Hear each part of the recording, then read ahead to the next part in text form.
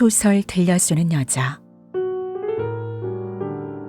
소들려의 감성 오디오북.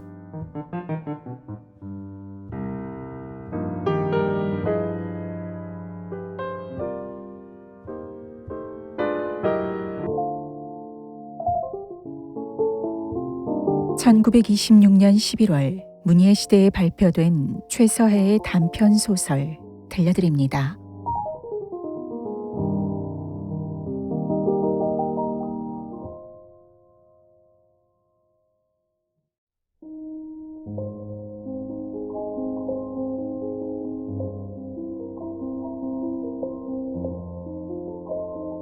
동대문. 최서해.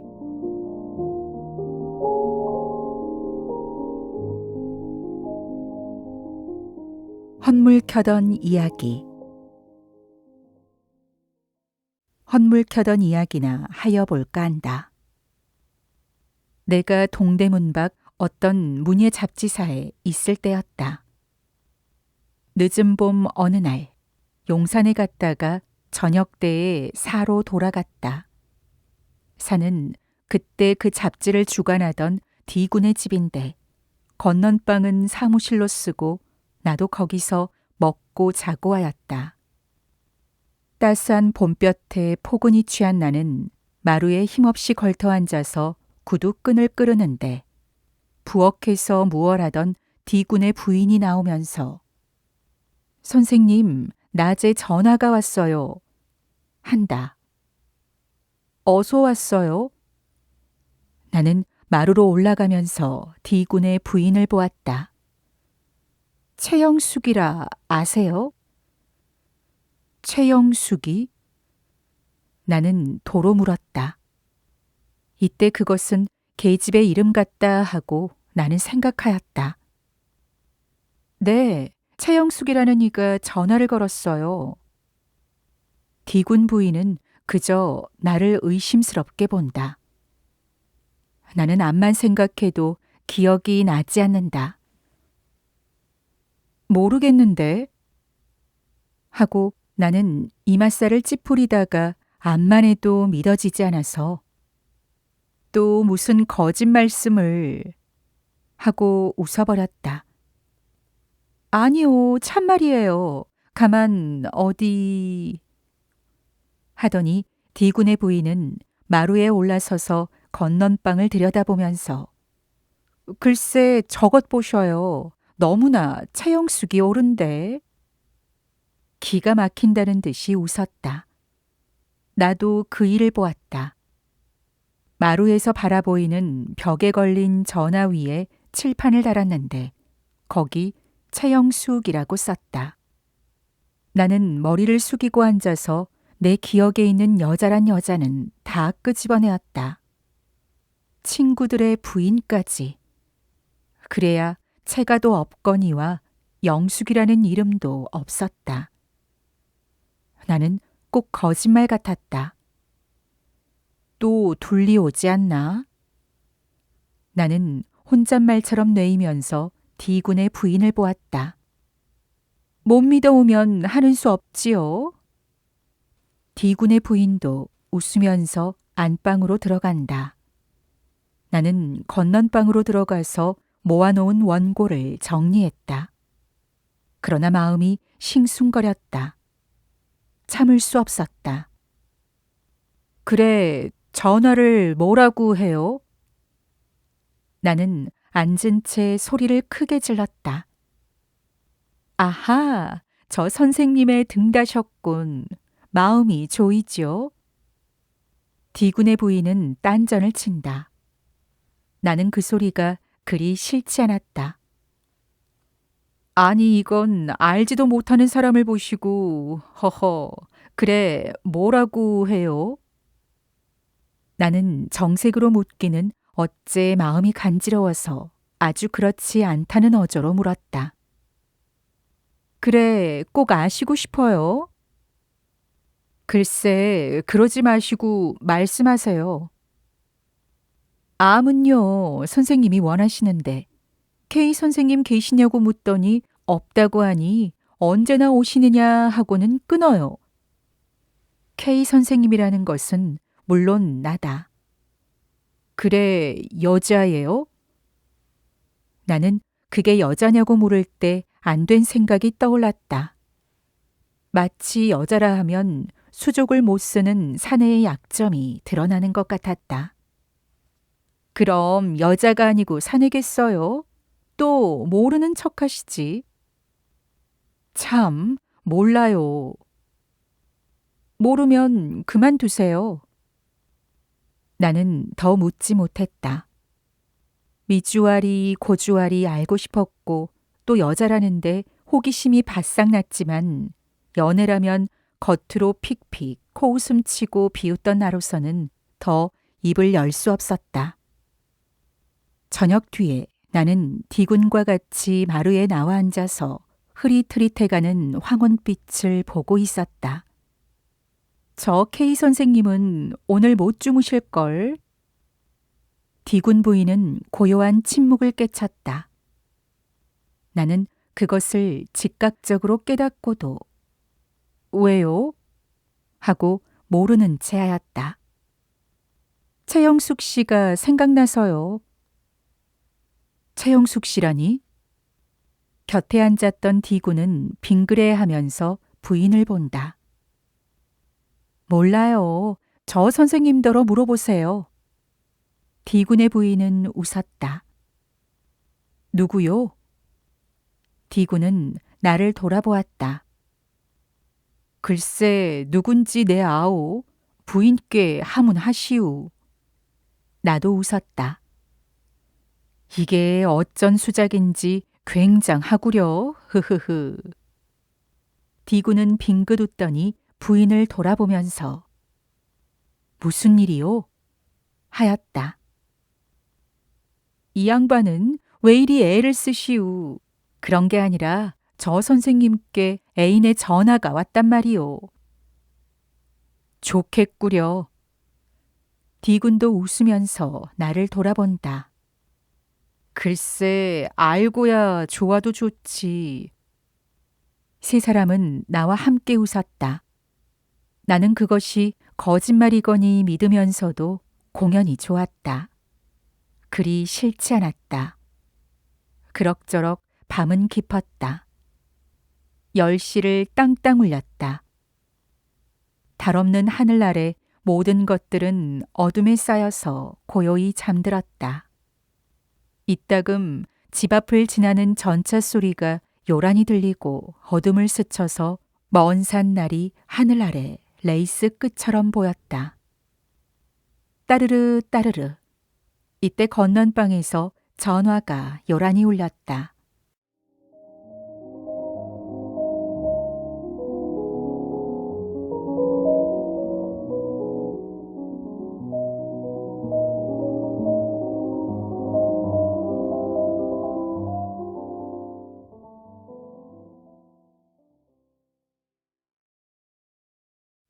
디군 부인은 에쿠, K 선생을 부르는 게로군. 어디 내가 받아봐야. 하면서 뛰어간다. 나는 그것이 물론 다른 전화건이 생각하면서도 또 최영숙이는 거짓말이다 믿으면서도 행여나 하는 희망도 없지 않는 동시에 그런 전화가 왔으면 하는 마음도 없지 않았다. 네, 네, 그렇습니다. 네, 계세요. 이때 옆에 앉았던 디군은 전등을 켰다. 어둑하던 마루는 갑자기 환하여졌다. 네, 잠깐 기다리세요. 아, 당신은 누구세요? 네, 최영숙 씨. 네, 잠깐 기다리세요. 나는 그 소리를 들을 때에 공연히 가슴이 두근두근하면서 나도 모르게 빙긋 웃었다. 건넌방 전등을 켜놓고 빙글빙글 웃으면서 나오는 디군 부인은 선생님 보세요. 제가 거짓말이지요. 어서 받으세요. 하면서 놀리는 듯이 벙긋 웃었다. 난 모르겠는데. 어쩐지 그저 일어서기가 싱겁게 생각난 나는 군소리를 하면서 마지 못하는 태도로 전화 앞에 가서 수화기를 귀에 대었다. 네, 여보세요? 나는 부르면서 뒤를 돌아보았다. 디군 내외는 나를 보면서 벙긋 웃었다. 여보세요? 누구세요? K 선생님이세요? 아니나 다를까. 수화기 청을 울리고 내 귀로 들어오는 소리는 비단을 찢는 듯이 쟁쟁하고도 부드러운 여자의 목소리. 내 가슴을 울렁거렸다. 여자를 별로 접하여 보지 못하고 또 만날 기회가 있더라도 공연히 수줍고 가슴이 떨려서 낯도 바로 못 쳐드는 나는 전화로 울려오는 소리에까지 온몸이 피가 찌르르 하였다. 그러면서도 그것이 부드럽고 놓기가 어려웠다. 네, 제가 K예요. 나는 대답하였다. 네, 헤헤헤, 제가... D군이 내 대답을 흉내내고 웃더니 떨기는 왜 춘향 본 이도령처럼? 웃으면서 나를 본다. 내 소리는 과연 떨렸는가? 나는 그쪽에는 눈도 안 주는 채 하면서 아주 점잖게 말을 하였다. 저는요, 최영숙이에요. 저쪽 소리는 한층 안존하게 들렸다. 최영숙이? 네, 왜 모르세요? 글쎄, 얼른 기억이 안 나는데요. 나는 기억이 나지 않았다. 기억이 나지 않을수록 내 마음은 초조하였다. 저 지금 틈이 있어요. 여자의 소리는 퍽 침착하게 다정하게 울렸다. 왜요? 나는 어디까지든지 자존을 잃지 않으리라는 어조였다. 이러한 나의 소리와 태도가 D군이나 그 부인께는 퍽 부자연하게 보였을 것이다. 나는 몰라도. 글쎄, 왜 저를 모르세요? 여자는 퍽 답답해하는 어조였다. 글쎄, 누구신지... 나는 말끝을 흐리마리해 버렸다. 이제는 울렁거리던 가슴이 좀 가라앉았다. 보시면 아시겠어요. 지금 세이 계시면 동대문까지 나와주시겠지요. 네, 꼭 뵈어야 할 텐데요. 한마디 두마디 이어가는 그의 소리는 나와 퍽 친분 있는 소리였다. 글쎄, 역까지 오실 수 없어요? 나는 빨리 뛰어가고도 싶었으나 그래도 배짱을 튕겼다. 거기까지는 갈 수 없고 좀 비밀이 뵙고 여쭐 말씀이 있는데 지금 좀 나오세요. 여기는 동대문이니 바로 전차에서 내리는 데서 만납시다. 글쎄요. 그러지 마시고 꼭 오세요. 네? 기다리겠습니다. 네, 가지요. 하고 나는 전화를 끊었다. 그러나 나는 얼른 가고 싶지 않았다. 끌리지 않는 바는 아니지만 의심도 났던 까닭이었다. 선생님, 뭐래요? 디군 부인은 호기심이 바싹 나서 묻는다. 글쎄, 동대문에서 지금 만나자고 하는데. 나는 트릿한 수작으로 대답하였다. 그러면 어서 가보세요. 웃던 디군의 부인은 정색으로 권한다. 아니, 글쎄, 가본다는 것도 무턱대고 가겠어요? 알지 못하고. 나는 가고도 싶었으나 그저 속이는 것도 같고 또 디군 내외가 무슨 짓을 해놓고 놀리는 것도 같았다. 후에 알고 보니 디군 내외는 희약가시일 따름이었고 나를 권한 것은 참말이었는데 그 당시의 나에게는 모두 의심스럽고 나의 약점이나 드러나는 듯하였다. 그래서는 어떤 아씨가 짝사랑을 하는 게지. 야, 좋아라. 하고 디구는 웃는다.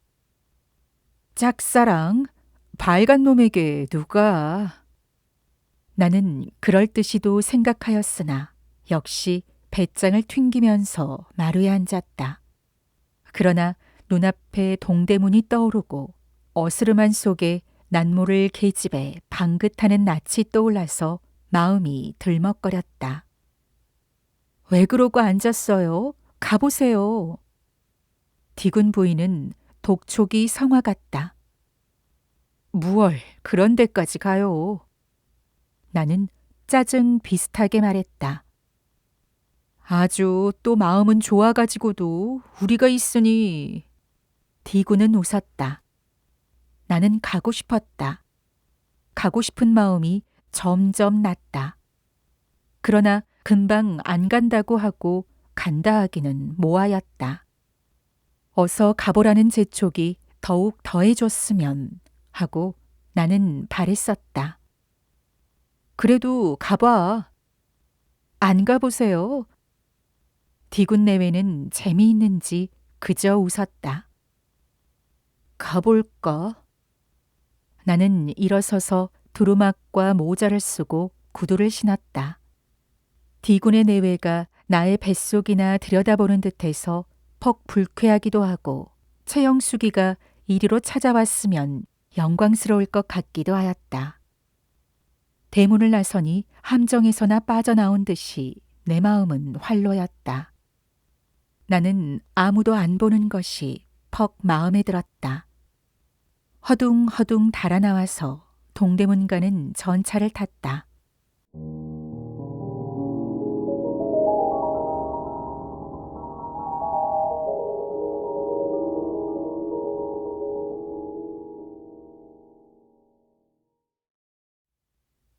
전차에 앉은 내 머리에는 별별 생각이 다 떠올랐다.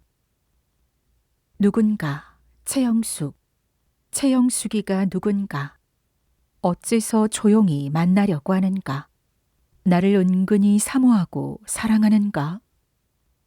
그러나 내게 무엇을 볼 것이 있나? 내가 인물이 잘났나, 돈이 있나? 나는 이렇게 생각하면서 전차 거울 위에다 나를 슬쩍 비춰보았다. 면도를 하지 않아서 수염이 더부룩한 게 마음에 꺼림하였다.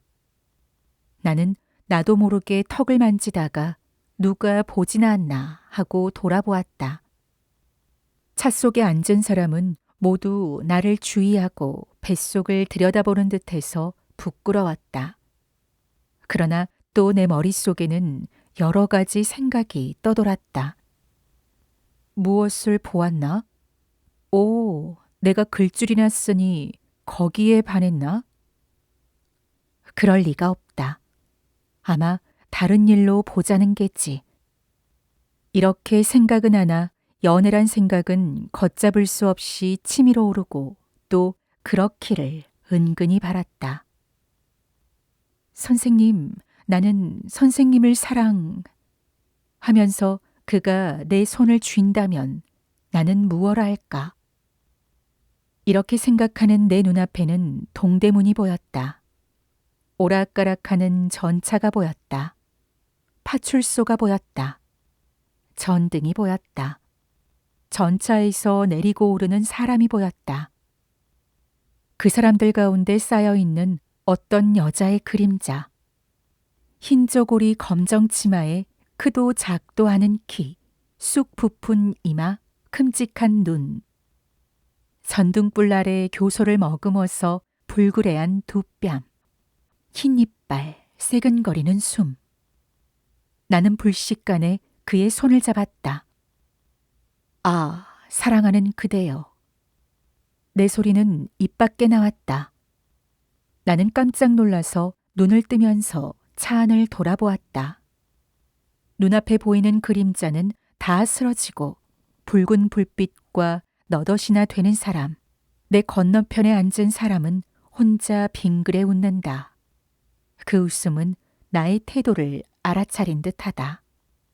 나는 얼굴에 모닥불을 끼얹는 듯하였다. 그러면서도 속으로는 기쁘고 그 모든 사람들보다 행복스럽게 생각났다. 전차에서 내린 나는 어쩔 줄을 몰랐다. 그가 어디 와서 기다리는가? 아직 오지 않았나? 하고 컴컴한 문간도 들여다보고 파출소 그늘도 엿보고 저쪽 동대문 부인병원 아래로도 가보았다. 그리고 다시 전차 정류장에도 가보았다. 하여튼 여자라는 여자는 다 빼지 않고 보았다. 그 가운데에서도 이뿐이면 더 유심히 보았다. 그것이 최영숙이나 아닌가 하는 의심이 나는 까닭이었다. 암만 찾아도 알 수 없었다. 어디 숨었나? 수줍고 부끄러운 생각에 못 나서는가? 거절을 당할까 보아서 주저거리나? 거절? 내야 거절을 한들 몹시 할 거 없는데. 와서 기다리다가 갔나? 가만히 있자. 내가 전화 받고 주저거리고 또 전차를 한참이나 기다렸고 그래서는 그새에 기다리다가 간 게로구나. 아니, 그렇게 갔으려고.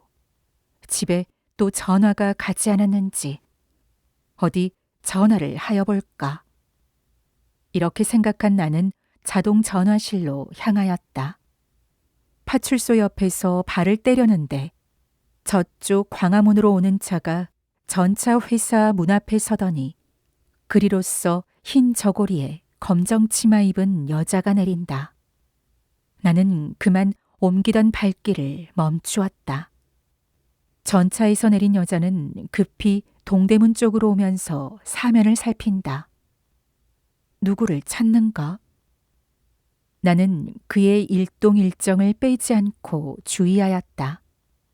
그 여자는 동대문 앞에 와 서더니 사방을 휘휘 둘러보다가 나를 유심히 보고는 어둑한 동대문 통을 들여다보면서 주저거린다. 그러더니 동대문 통으로 들어갈까 말까 하다가 다시 나를 본다.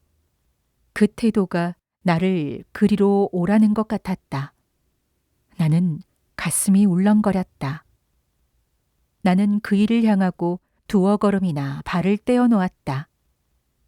그 여자는 한참 주저거리고 나더니 문간 안으로 쑥 들어갔다. 내가 그리로 향하는 것을 보고 안심하고 누가 볼까 꺼리는 듯이 들어가는 태도이다. 나도 사면을 돌아보았다. 저쪽에 서 있는 순사가 수상히 보는 듯해서 얼른 그 여자를 따라가지 못하고 주저거리다가 그 순사가 달려오는 전차를 볼 때 슬쩍 동대문 문각에 들어섰다. 컴컴한 문간으로 쏠려드는 바람은 찼다. 나는 울렁거리는 가슴을 진정하면서 슬금슬금 걸음을 옮겨서 문간을 다 지나 저쪽에 나서다가 딱 섰다. 컴컴한 문 그림자 속에 쪼그리고 앉아는 여자는 나를 보더니 깜짝 놀라서 일어서면서 치마를 내리면서 뛰어나간다. 그는 오줌을 누다가 놀라서 뛴다. 그는 최영숙이가 아니요. 오줌이 바빠서 들어왔던가 생각할 때 나는 그만 웃지 않을 수 없었다. 허리가 부러지게 뱃살을 잡고 웃는 나는 그만 단념하고 도로 나와서 집으로 나가려고 전차를 기다렸다. 나는 서운하였다. 닭 쫓는 개가 지붕 쳐다보던 격으로 무엇을 잃은 듯도 하고 아까 전차에서 혼자 그리던 공상이 생각나서 불쾌하기도 하며 디군 내외를 볼 일이 부끄럽기도 하였다. 그러나 마음 한구석에는 그저 무엇을 바라지 아니치 못하였다.